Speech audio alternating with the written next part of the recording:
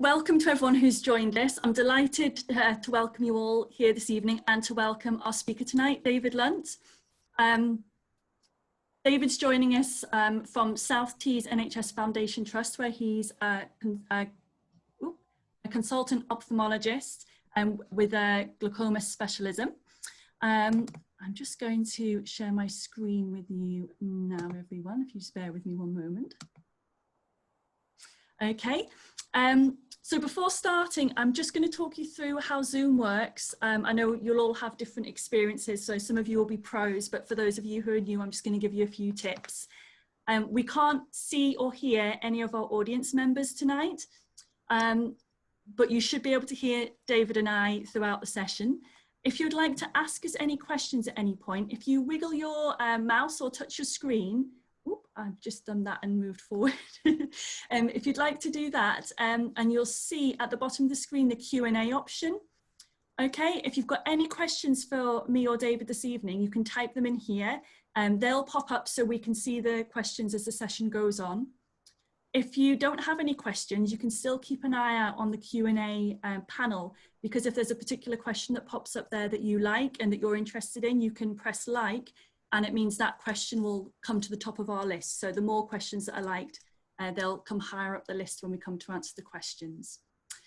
Please don't use the chat option this evening. You'll just be communicating with us through the Q&A.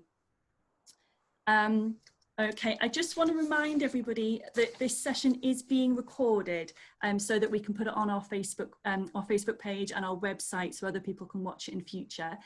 So with that in mind, if you're asking questions, you might want to keep them quite general, not give too much personal information about yourself, not that we'll share personal details. Okay, the other thing I wanted to mention is that we're going to be running 2 polls during the session. I'm going to be launching one in just a moment, and then I'll launch one again towards the end of the session. This is just to help us get a feel for how much you know and how much you learn from the session, because that really helps us to know whether or not these sessions are going well for you, or whether there's things we could be doing a little bit differently. If you're having any technical issues throughout the session tonight, if you try turning off other devices in your home that are connected to the Wi-Fi, that can help. Or also if you leave the session and then rejoin it, that can sometimes help as well. Okay, so just bear with me one moment. I'm going to launch our first poll now. You should be able to see that now. So I'm just going to give you a little bit of an introduction to Glaucoma UK to those of you who may not know much about us. So Glaucoma UK is the UK's charity for people with glaucoma. We work in 3 main areas to prevent glaucoma sight loss. Firstly, we campaign to raise awareness of the disease. We want people to know what glaucoma is and how important getting your eyes tested is. The earlier glaucoma is diagnosed, the less likely people are to experience sight loss. Secondly, we provide support and advice to people living with glaucoma and those who care for them.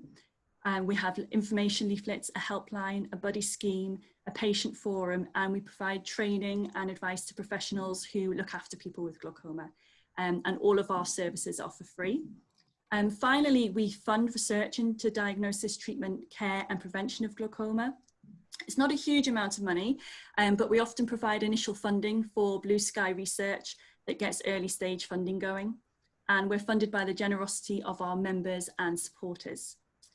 Okay, so now I'm going to hand over to David, and he is going to talk us through dry eye disease. Okay, so thanks very much, Hannah. I'd firstly just like to say thank you for inviting me to speak. It's always an honour to speak for Glaucoma UK, and I know we had a face-to-face meeting a couple of years ago about up in the northeast, which I found very rewarding, and I know some of the patients did. It's all a bit strange using these new technologies, so again, forgive me if I'm a little bit stuttery with some of the technology, but I'll just share my screen now and open, hopefully, what should be my presentation. So the other thing that I'd just like to say is I had a nice setup in my office, which is also my conservatory. but people have decided one day early to show some fireworks. So unfortunately, I've had to move slightly. So that's why you can't see my face too well. So yes, so I'll talk about dry eye disease and glaucoma. And I think in some ways it's, if you forgive the pun, it's quite a dry topic, but I think it's very important because it's a very real concern for a lot of patients. And I think a lot of the time it's patients feel that it's not rated very highly in terms of when the when the consultation with their consultant is happening. So the sorts of questions that can come about are as follows. How can I make my eyes feel better? Can I use my eye drops with contact lenses? What about surgery? Can I use my dry eye drops whilst I, in the post-operative period? I hope to answer all of these questions and hopefully more as well at the end in the questions section. Without further ado, I'll just give you an outline of what will happen over the next half an hour or so before we have a Q&A session. Firstly, I think it's important always to discuss a little bit about the anatomy. So we'll be talking about the tear film. So this is the layer of tears that sits on the surface of the eyes. I'll talk a little bit about how that functions normally, and then how people develop dry eyes, or how the function of that can fail, and very commonly does with age, and very commonly does with glaucoma as well. Then I'll talk about the general treatment of dry eyes, and then I'll specifically focus on glaucoma and dry eyes. So this is a very simplistic diagram that I drew, which shows the important parts of the anatomy in terms of the source of the tear film. So first of all, we have the cornea, which is the clear window that sits in front of the iris and pupil. We have the conjunctiva, which is the thin skin layer the thin transparent skin layer that sits on top of the white of the eye and lines the inside of the eyelids. And then we have the eyelids. If we turn this image slightly, we can see in pink there, the cornea. Sat on top of the cornea is a mucousy layer. On top of that layer is a watery layer. And then on top of that layer is probably the most important layer of all, which is an oily layer. So you can already see that this is quite a complicated part of the anatomy, and you need the correct balance of all of these layers for your tear film to function normally, and therefore for your eyes to remain comfortable, and for your visual tasks to remain as comfortable as possible. So the tear film has four main functions, namely cleaning the eye, wetting or lubricating the eye, preventing infection, and also nourishing the surface of the eye. That's particularly important because the cornea has no blood vessels, because it has to remain clear so that we can see through it. And so a large part of the nourishment of the cornea comes actually from our tear layer. So the sticky layer, or the mucus layer, is formed by cells that sit within the conjunctiva, and they excrete the sticky layer which lines the surface of the eye. The watery layer is produced by the lacrimal gland, which then flow across from the outside, the top outside part of the eye, to the inner corner of the eye. This increases if the eyes get irritated, and emotional tearing. That's what's produced here by the lacrimal gland, and the tears drain into the nose and into the back of the throat. And as an interesting aside, that's why you can taste eye drops sometimes, and that's why perhaps your consultant might advise you, or you might have read in the instructions, to place a finger over this part of the eye to try and minimize the amount that drains into the nose and back of the throat. Finally, most importantly, the eyelids. We have lots of very tiny glands called the meibomian glands, approximately 20 and lower eyelid, that produce an oil which is olive oil consistency, and the release of these oils is stimulated every time we blink. So the edge of these glands pout slightly and release some of the oils. Talking now a bit about dry eye disease, or DED as it's phrased in a lot of the medical journals. Tear film changes. Unfortunately, every aspect of the tear film decreases with age, and unfortunately, especially females as well. So a third of people over 65 have these tear film changes, but importantly, 50 to 60% of those with glaucoma have these changes. Having a look at this pictorially, we can see that we can see the difference between a smooth and healthy tear film that is full of nutrients and also full of immunoglobulins and various things to fight infection, versus the image on the other side of the slide, which shows much degraded image, but also the surface of the eye itself can be degraded. So going back to the differences in function of the tear film, we can see that the cleaning, lubricating, preventing infection, and nutrition are all affected by tear film dysfunction. Symptoms of dry eyes are very disparate. They include the eyes feeling heavy, scratchy, stingy, and gritty, or the eyes feeling tired, or the eyes just feeling dry or difficulty opening the eyes. The eyes watering, which is a paradoxical discussion I have with lots of patients. The eyes water because the tear film is not present in sufficient quantities, so you get the reflex tearing, which was discussed slightly earlier. Patients often describe time or environment dependent blurring of vision. So for example, I can read for 5 or 10 minutes, doctor, but then I find it very difficult. The words all blur together. That's because when we are concentrating on something, our blink rate goes down. So an already degraded tear film has to last even longer between each blink. And that's why these symptoms can sometimes only become apparent during these tasks. And of course, reduced tolerance to contact lenses, and the eyes can become red as well. In terms of the signs of dry eyes, the eyes can become red. If you're, I know some people are dialing in on the telephone today, but if you can see the image in the center, the very small arrow shows a blocked meibomian gland, and the thicker arrow next to it shows redness or dilated blood vessels, indicating that there's inflammation at the edge of the eyelid. When your doctor puts in the yellow drops, as well as checking pressure, they might often check just how the eye looks with a blue light. And I can tell when I do this test and look down the microscope that if we have lots of areas that light up with this greeny yellow fluorescence, that the eyes are dry.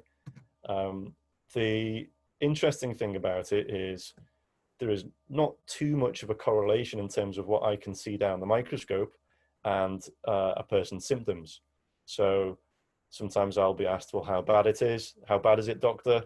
There are grading systems for dryness and how it looks on the microscope, but really it doesn't help from a pragmatic view. So it's well known that the cause of the symptoms is not well understood, but it's likely multifactorial.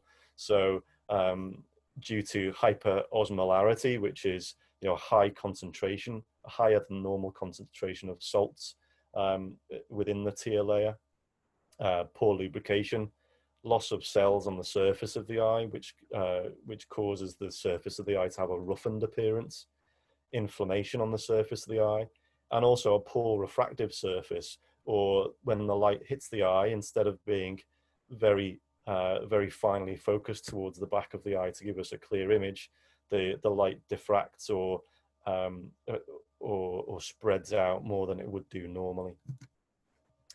So now looking at treatment for dry eye in general.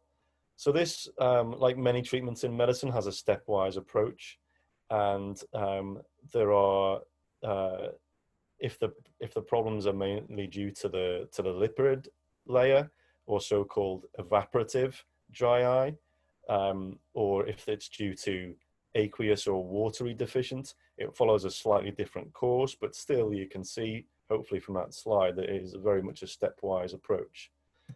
So every few years, there's a group called the Tear Film and Ocular Surface Society, and they put together this thing that's called a dry eye workshop, and they spend a lot of time trying to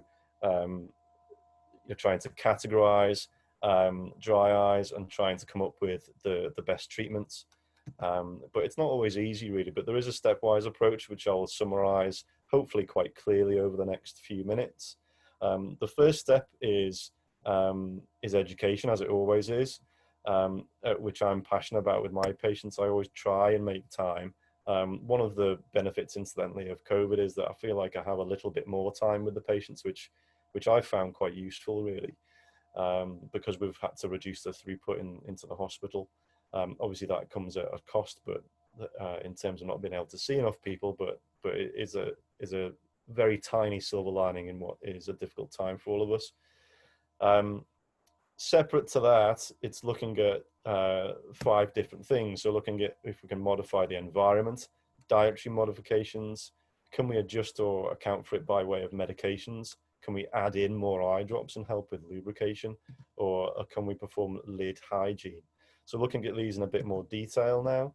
In terms of environmental factors, air conditioning, but also this time of the year, dry heat is known to worsen dry eyes. The best example of this is people who do a lot of driving mention that when they use the air conditioning or when they have the fans on, the dry eyes is much worse. Also, smoky environments contribute fairly significantly to this. Diet is known to contribute, and alcohol and spicy foods are negative influences. One area that cannot be underestimated enough is water intake. So this is one of the very clear findings from multiple studies, is that poor fluid intake, particularly poor clear fluid or water intake, is associated with worsening of dry eyes. Or turning that on its head, if you can increase your hydration, not with tea and coffee, but with water, it can really improve the symptoms of dry eyes, both from the fact that the surface of the eye can be better hydrated this way, but also the skin around the eyes, which is responsible for a lot of the symptoms of dry eyes. If the skin is more hydrated, then the symptoms of dry eyes decreases as well. Omega-3 supplements are given quite commonly in the dry eye clinic as well, for lipid deficient dry eyes. For example, flaxseed oil. Certain medications that are known to be culprits of worsening dry eyes are antihistamines, beta blockers, chemotherapeutic agents, so people on chemotherapy, antidepressants, Parkinson's drugs, and possibly estrogen and HRT. Lubricants, there's 4 main types, which I'll go into more detail now. Most of which are synthetic or semi-synthetic man-made polymers that form a thick surface layer on top of the eye.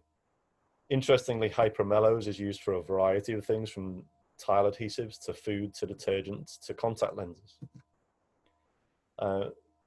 There are at least 20 different manufacturers for all of these different types of drops. And one of the problems people are faced with, which one should I go for? And am I getting the same one from my GP each time? And it's okay to ask your GP that. It's okay to ask your glaucoma doctor that, because you can see, hopefully from the slide there, that the names are not even vaguely similar. And often there will be one brand or one company that will make all of these different variants, but we'll call them something very similar.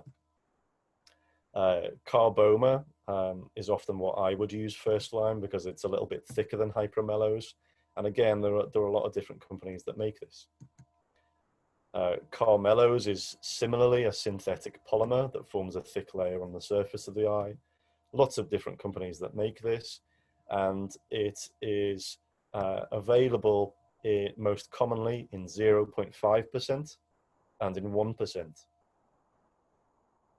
In terms of the percentages or the strengths, what happens with increasing strength is increasing viscosity or increasing thickness of these medications, and in general, we will always start off with a lower thickness and a lower percentage, on the basis that some people find that the thicker percentages give them foreign body sensation, or or higher percentages can actually paradoxically worsen blurring of vision.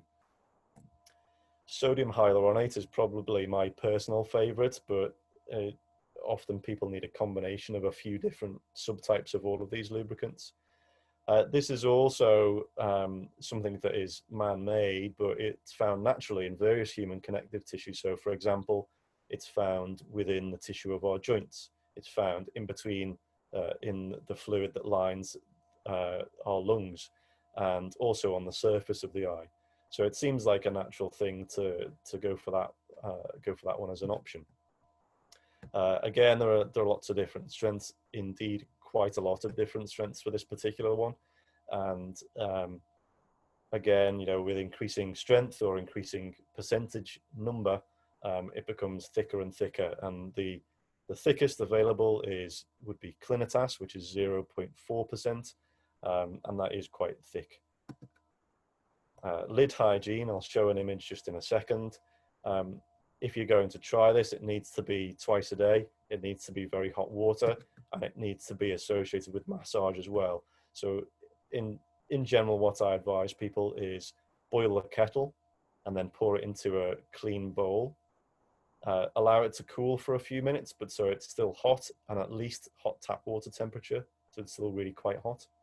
And then use a clean flannel or clean cotton wool, dip it into the hot water and hold it over the closed eyes for a good 3, 4, 5 minutes. You will need to dip it back in and reapply this. Following that time, just for approximately 1 centimeter back from where the eyelid line is, you want to massage from the top lid downwards and from the bottom lid upwards. The idea with this treatment is that the heat can soften the oils within the glands, which change from an olive oil consistency to a buttery type consistency. So if you can melt that slightly with heat, and the idea with the massage is if you can express some of the thicker stuff from inside the glands, then they may work better over time. It's a sort of thing that yields little reward each time you do it, but it is over time shown to be beneficial in lipid deficient dry eye. Step 2 generally involves taking preservatives out of lubrication drops, tear conservation, which I'll talk about, overnight treatments, and expression of the meibomian glands, and also certain drugs. As you get to the end of step 2 here, you're really looking at needing to discuss the case with a corneal specialist. So all of those lubricant drops are available preservative free. And if expense wasn't something to be taken into account, everyone would just be given preservative free from the get-go. Some patients ultimately require punctal plugs, which are small bits of silicone that are placed into the opening of the tear duct, sometimes in the lower lid and the upper lid. Nighttime treatments include both thicker ointments, which some people really like because they stay on the eye much longer, and then first thing in the morning the eyes are more comfortable. Some people hate them because they leave a crust or leave the eyes feeling quite sticky in the mornings. And there are various proprietary things available, such as these different types of goggles that are available on, you know, Amazon and other places. The idea with these is that it forms a sealed, moist chamber around each eye, and that allows the surface of the eye to be more moist. Expression of the meibomian glands. Again, if this is something that you would be interested in, it's something that you generally have to pay for privately. And some opticians offer this, or you can discuss it with your doctor next time. The idea with this is that there is heat treatment as well as massage to express the oils within the eyelids. And for those of you who can see the slide, obviously this is an incredibly pleasant experience because it's that lady smiling and enjoying this. The next thing is medications. So there are various medications such as antibiotics or steroids, which can help both the inflammation at the edge of the eyelid, which is sometimes thought to be caused by certain bacteria, and also to decrease the inflammation on the ocular surface. And going down the hierarchy even further, you really need to discuss this with a corneal specialist. So the overriding principles here are that dry eye disease isn't fully understood, and there isn't one treatment fits all. In fact, at the end of the last dry eye disease workshop, they found that the management of dry eye disease remains something of an art, not easily lending itself to a rigid, evidence-based algorithm that accommodates all patients with dry eye symptoms and dry eye signs. So the important thing is to give everything a decent go, so a minimum of 1 to 3 months with any change. You can't overdo it with any of the lubricant drops. So if you're using it twice a day, use it more. If you're using it 4 times a day, use it more. If you're using it every hour, you can use it more and you will not cause any harm to the eyes. The only thing I would say is don't put them in within 10 minutes of putting any glaucoma drops in. And I think this phrase at the end that they've done in the summary there lends itself to glaucoma in some ways really as well, because I think glaucoma is an artwork, is an art as well. And glaucoma itself is not fully understood. I'll talk a bit more about dry eye disease and glaucoma now. So going back to my previous slide, almost 2/3 of those with glaucoma have some element of dry eyes, which is partly due to the glaucoma medicines themselves. Dry eyes in glaucoma is mainly limited to the tear film instability and the clinical signs and symptoms of dry eye and allergy to the drops, rather than the more severe dry eye purely being caused by the glaucoma medications. Certainly, drop allergy is to an extent, and it can be due to the preservative in the eye drops, and your doctor may discuss with you changing to preservative-free medicines, or it can be due to the active ingredient as well. For example, dorzolamide, every formulation of dorzolamide has a lower pH than most other eye drops and a lower pH than your tear film. So that can be stingy, and that can stimulate dry eye disease in some patients. What's in an eye drop? So there's 3 different types of things, generally speaking, that are in all eye drops. There's an active ingredient, there's a preservative, which the purpose is to obviously lower the intraocular pressure. There's a preservative in there to avoid bacterial growth. And there are other, in inverted commas, excipients.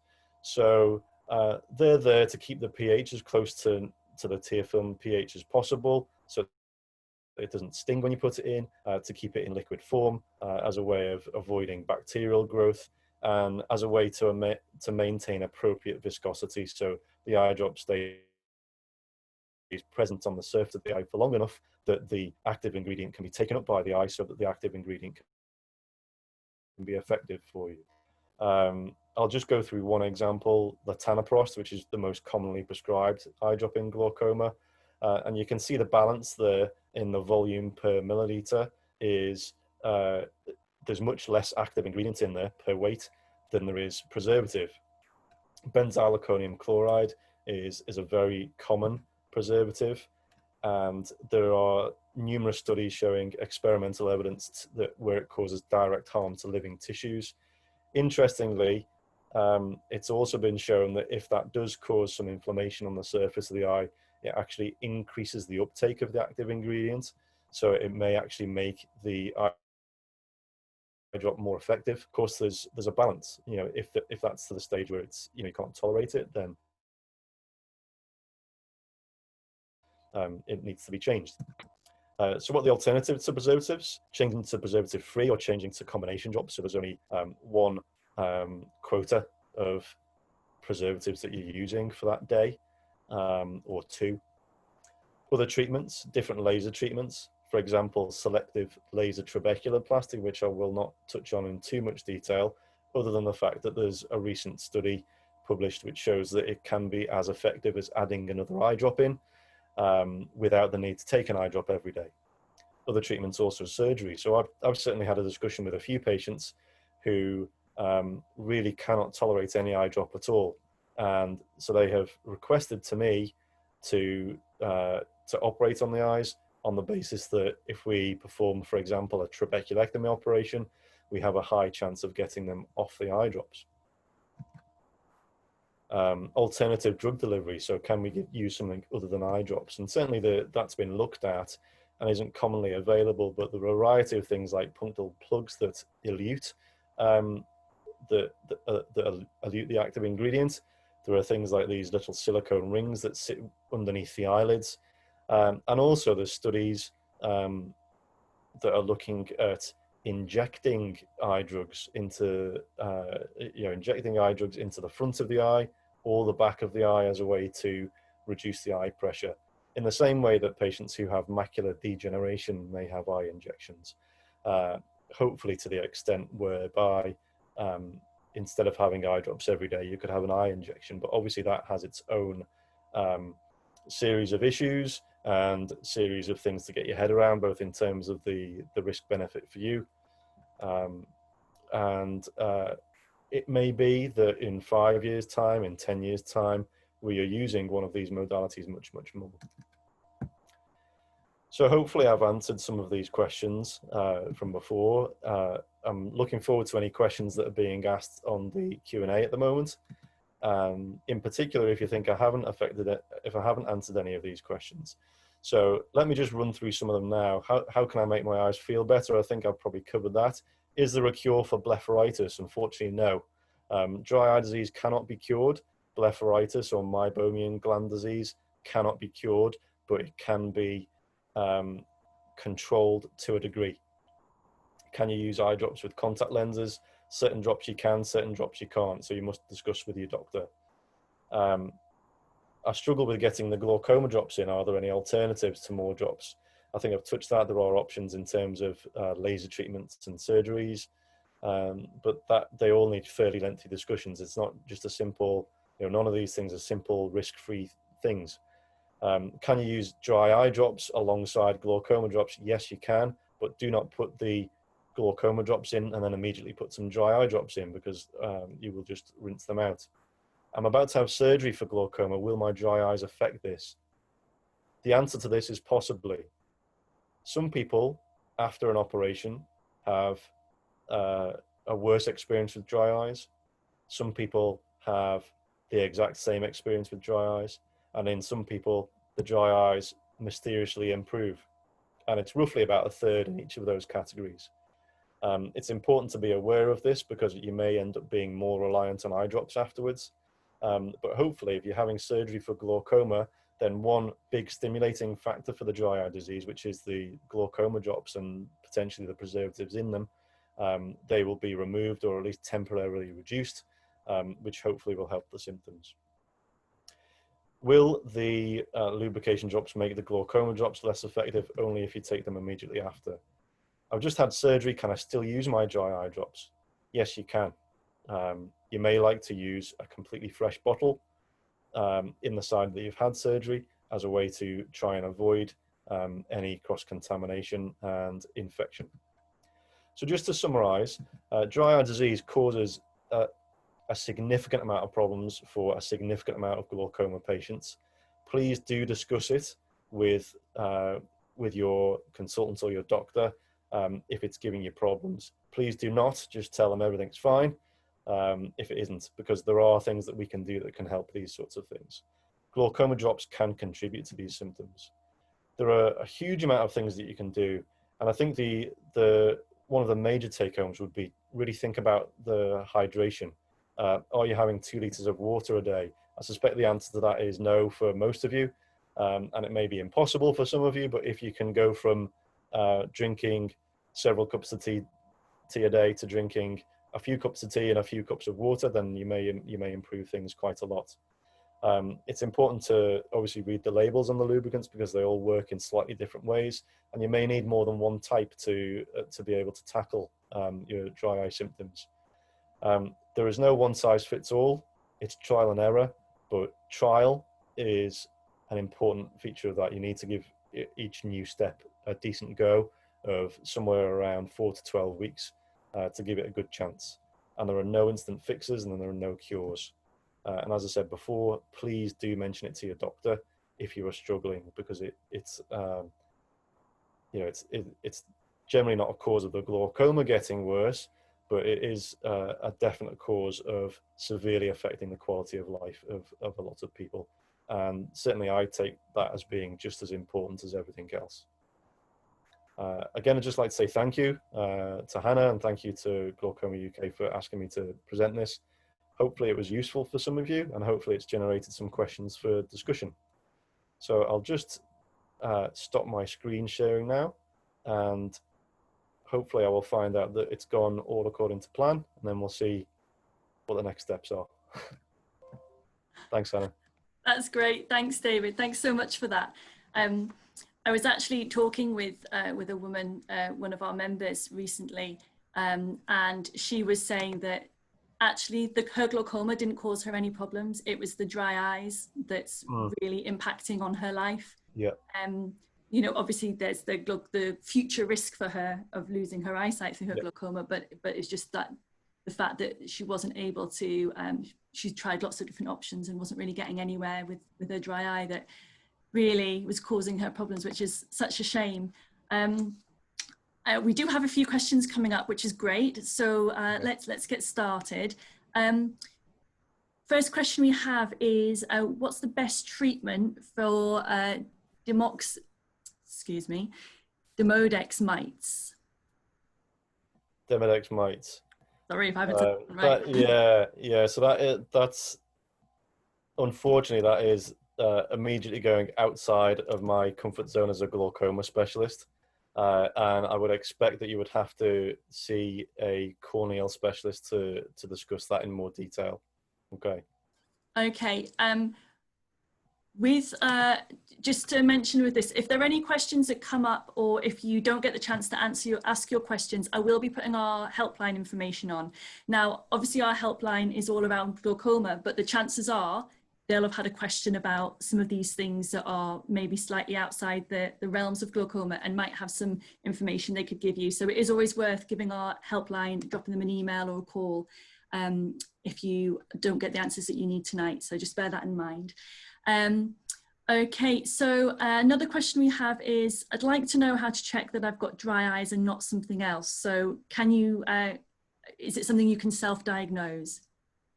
So that's an interesting question, actually, because a lot of the time when I'm seeing a patient, I've almost already come to the conclusion that the patient has dry eyes on the basis of their history. So certainly, if you've noticed any of the task or environment specific worsening of the symptoms of dry eyes that I mentioned earlier, the only other thing that I didn't mention is that there's a diurnal or hourly to hourly change in terms of how hydrated our eyes are naturally anyway. So the eyes the eyes dry out overnight, so they tend to be quite dry in the morning, and they also tend to be quite dry towards the end of the evening. So if you find, for example, you just have these irritating symptoms specifically in those types of times, then it's probably dry eye disease. But it's unfortunately, you know, it's impossible to kind of completely self-diagnose. Fortunately, because all of the lubricants are safe, if you find, for example, it's very, very difficult to get in to see your glaucoma specialist, or if you've been referred to a corneal specialist but there's a long wait time or something like that, you can try these things over the counter. It's just that some of them are expensive. So things like the sodium hyaluronate based lubrication drops, if they're the preservative free formulations, they can be £15 or £20 for one of the vials. Fortunately, if you don't end up using the whole vial, then they do often last for 2 or 3 months, because they tend to be in a special type of dispenser. But you can try a variety of things off the shelf, and discussing these sorts of things with your pharmacist is often very helpful. Hopefully that answers that question. Brilliant, thank you. I am just going to apologise in advance. There are fireworks going off here now, so if you don't hear me, I do apologise. When David's answering your questions, I am muting myself to make sure that there's no interruption. Okay, another question we've got here. Is there any difference in using phosphate buffer versus citrate buffers? Yeah, I mean, there's a variety of different excipients within different glaucoma drops, and within dry eye drops as well. I have to say it's not something that I've looked at personally in terms of changing to a different drug or changing to an eye drop on the basis of different buffers. Um, Normally, my approach would be uh, try with I mean, some patients I go straight to preservative-free medications, and I think if there wasn't such a kickback the from the whole kind of GP and CCG areas about cost of medicines and equity of costs across different areas, I think we would move to preservative-free everything. So all glaucoma drops would be preservative-free, and all lubrication drops would be preservative-free as well. But my normal approach would be to use, for example, a latanoprost or a travoprost preserved, and then if a patient had problems, then I might change to a preservative-free formulation. But I don't specifically look at the buffer that's put in to balance the pH of the particular thing. But it is known that certain drugs, for example, the dorzolamide or Trusopt, which is the most common brand for that, or if it's in combination with timolol, Cosopt, they naturally have a lower pH, so they can worsen the dry eye disease symptoms, and they also tend to sting more as well. Okay, brilliant, thank you. Next question we have is, would you recommend using a microwavable heat mask when applying heat to your eyes? Yeah, so that's a really good question. The A lot of the time this comes about because it's something that like an optician has recommended, for example, and they might conveniently have one that you can buy directly from them.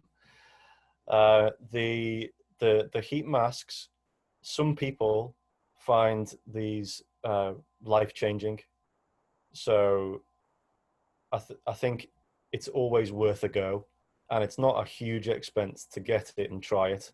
Obviously, you need to not put it on full power for 10 minutes. You need to follow the instructions, fairly carefully with that, because the skin layers of the eyelid are, the thinnest on our bodies. But the microwavable heat masks and other heat masks, plug-in ones and a variety of other different ones. Lots of people find that these are hugely beneficial for their dry eye symptoms. So yeah, definitely try it. If it was me, I'd give it a go. Brilliant, thank you. Okay, so another question we have coming through is, what does posterior blepharitis mean? Yeah, so that's a good question. I've probably slightly started to go into medic speak, which I hate actually, because my mind generally doesn't think in medic speak. I just think, well, okay, glaucoma is simple plumbing of a problem of the water dripping in with the tap and the drainage is blocked and things like that. And that's certainly how I discuss it with patients. Blepharitis, if you take all of these are based on, Greek and Latin kind of terminologies. Itis always means inflammation. Blepha means it relates to the eyelid. So it's eyelid inflammation. Posterior, again, is another medical term, which means the back of. So posterior blepharitis means inflammation towards the back of the eyelid. And that's in exactly the location where the meibomian glands are. So if you get a letter from your eye doctor that's addressed to you and your GP, and it says posterior blepharitis, and you're thinking, what the hell is he talking about with that? He didn't mention that to me. Then that's what that means. Meibomian gland disease is another thing it's the same sort of thing, really. So yeah, blepharitis and MGD, as it's sometimes written on letters, it's all talking about eyelid inflammation that causes blockage of the oil glands, that causes dry eye disease. So particularly there, it's quite useful, because someone was asking about the heat mask just earlier. If that's written in a letter that you're copied to, then it's more likely to work, because they've actually stipulated there that they've seen on the microscope that there's a problem with the oil glands. And so the heat treatment, either from the slightly cool boiled water or from the microwavable heat mask, is directly treating that. So it's it's heating up or liquefying the oils that have gone a bit buttery and a bit solid within the eyelid, and then you can move on to the massage afterwards. Great, that was really interesting learning about the different words. Thank you. Yeah. Useful. Yeah, tell your eye doctor off if he uses these words, or if he sneaks them into letters and doesn't tell you what they are. Because there's all sorts of hieroglyphics and different things that we use, and we kind of progressively lose lose sight of the fact that it's just gobbledygook to most people. Brilliant. Somebody's asking whether there could be any benefit to changing the times they take their glaucoma drops. I don't know if this is in reference to saying that your dry eye can be more difficult to deal with at certain times of the day. Yeah, so this you have to be a little bit careful, and I would probably recommend in any individual circumstance to try and discuss it with your eye doctor rather than your GP. But certainly, taking aside dry eye disease completely for a second, there often is a benefit in changing the times you take the glaucoma drops. It's a question I normally ask people, actually. So I would say, when do you put them in? Or twice a day, or 4 times a day. When do you put them in on a clock hour? And it's really, really important. And I'll do an aside just from the glaucoma side, and then I'll answer this just slightly in terms of the dry eye disease specifically as well. So for all of the glaucoma medicines that you might be on, some people who are here might be on 1 or 2 or 3 or 4 even. They are all on the independent cycles. What I mean by that is, for example, the once-a-day drops like latanoprost, like travoprost, like Lumagan, like Ganfort, all of these, like Zalacom, Zalatan, all of these sorts of drops, they're on a single 24-hour loop. So if you put them in at night time or in the morning, then put them in roughly at the same time on a clock hour, and you have a couple of hours tolerance either way. You don't have to force yourself to wake up at a particular time, or force yourself to stay up at a particular time. You do have some tolerance there, but that's on its own 24-hour loop. If you're on an eye drop that you've been told to take twice a day, that's on its own 12-hour loop. So you need to take it at 8 o'clock and 8 o'clock, or 9 o'clock and 9 o'clock, or 10 o'clock or 10 and 10 o'clock, or something similar. If that then coincides with a time that you're taking a once-a-day drop, or a time that you're taking a twice-a-day drop, then you must leave about 10 minutes between putting them in. If you take an eye drop 3 times a day, then that's on an 8-hour loop. So you need to take that, roughly speaking, when you wake up, when you go to bed, and halfway between. There's lots of people who get into a mix of, if you take a drop twice a day and take a drop once a day, they spread those drops evenly out through the day, and that's the wrong thing to do, because it means that twice a day you're bunching together too much when you need to space that out a lot more. In terms of any benefit in changing the times that you take the glaucoma drops for the point of minimizing dry eye disease, there hasn't been anything shown in evidence, but there's no reason why you can't yourself shift some of the drops slightly. And as I said, you need to be a bit careful about this. And if you're not comfortable with it, then please do discuss it with with your eye doctor.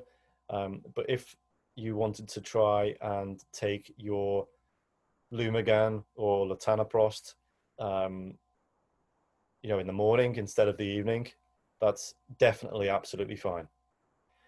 If you have a combination drop that you take once a day that has timolol in it, that's actually better if you take it in the morning, because the timolol element of it is less effective at nighttime anyway. but other than that, I don't think there's any significant improvement you can probably have in terms of dry eye disease, and changing the times of the glaucoma drops. If you find that bunching some of them together but with a decent space followed by a lubrication drop works for you, then that's fine. But it has to be an eye drop, then 10 minutes, an eye drop, then 10 minutes, and an eye drop. You can't go too quickly with it. Hopefully that answers it. Yeah, thanks, David. We have 10 minutes, we've got about 10 minutes to go. So I'm just going to launch our second poll just to get an idea of how this has been going. So I'm just going to launch that poll now, but we do have a couple more questions for you, David, so you can't disappear just yet. Okay. So we have one more question here from one of our participants asking, is it safe to use baby shampoo for eyelid hygiene? Yeah, so that's a really good question as well. And I think, I think a few of these questions, really good questions, are coming from one person in particular, and it's a really good question. The baby shampoo is great. So the idea with how it works is that it helps to degrade the seal on the oil glands. So the idea being that, if you've got something that's a bit greasy and a bit oily, then you can use a soapy substance to try and get rid of that oily substance, or to try and get rid of the little block on the top of the blocked oil gland. The reason baby shampoo is often recommended, you certainly could use regular shampoo for it, but it would sting like crazy. So the reason baby shampoo is suggested, and it doesn't have to be, Johnson's, it can be at, Tesco or Asda or wherever you get the baby shampoo. The reason that works is that, again, going back to the pH, how acid or alkaline something is, it's very similar to what tears are naturally. So even if a bit of that drifted onto the surface of the eye, it shouldn't be too uncomfortable for you. So the slightly modified regime from what I was talking about before, you have the first step is using the heat. Second step is massage. The third step that you can add in there is if you put a few drops of the baby shampoo into that very hot water, and then using a little cotton wool bud, you can dip that in, or a cotton wool ball, you can dip that into the water and scrub at the edge of the eyelid. Some people have a lot of kind of flaky material at the edge of the eyelids as a consequence of the dry eyes and the glaucoma drops, etc. And that can be really helpful in getting rid of a lot of this. So yeah, it's absolutely safe. Great, thank you. And just I think one final question we have here is, if you suspect that you have dry eye, would you suggest that people wait till they have their next glaucoma appointment, or should they just go to their GP or their optometrist to talk about it? What would you suggest? Yeah, and that's a really good question as well, because obviously it's very difficult actually seeing your eye doctor at the moment. I know certainly, at the start of the first wave, I was having to make quite tough decisions in terms of prioritizing the people that are losing vision first, and unfortunately everyone else gets kind of shifted along. And as you were talking about before, Hannah, it's often the people who are minimally affected by the glaucoma who are maximally affected by the dry eyes, and there's again not too much of a correlation there. So so the answer to that is, if you want to try something simple over the counter, you can discuss with your pharmacist, and they will know a little bit about how all of these, well, they'll know a lot about how these different substances can work, and they may ask you about things like contact lens use, they may ask you about other eye drop use, etc. I think that's a really good first protocol for this. But yes, GPs prescribe dry eye drops as well, and opticians have the benefit of also hopefully looking at your eyes as well before they would do that, and so they can help determine the type of dry eye disease that you have. So, for example, I was talking latterly about the sodium hyaluronate drop. That's particularly useful if the oily layer is deficient. So if someone can look and see that on the microscope first, then you might like to try that as a first step, as opposed to going through all the rungs that are less likely to try first. So all of these people can help. If it was, if it was my relative, then I would probably say try something over the counter first and discuss it with your pharmacist. Great, thank you. I'm just going to share my screen again with you there. Oh, as all the fireworks are just going off there in the background.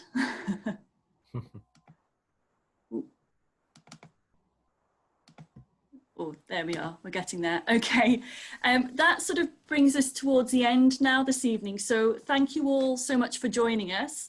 We hope you found it useful. So I've got on the screen here the details for contacting our helpline. So if you do have any sort of follow-up questions, anything that you wanted to confirm, or if you just want some more information about glaucoma and dry eye in general, then please do get in touch. Thank you again to David. Thanks very much for joining us this evening. I hope you haven't been missing too much firework fun outside. Trying to avoid it. All of you, please, I hope you've had a good chance to have a go at the surveys, the polls through the session. We'll also be sending out a survey that will come to you, and then you'll have a week or so to respond to it. So your responses are really important to us, because your feedback lets us know what we're doing right, what we're doing wrong, and if we need to change things around. So thank you everyone for joining us this evening, and hope we'll see you at our next webinar, which will be in a couple of weeks' time. All of the details are on our website, so please take a look there. So thanks again, David, and thank you everyone. Good evening.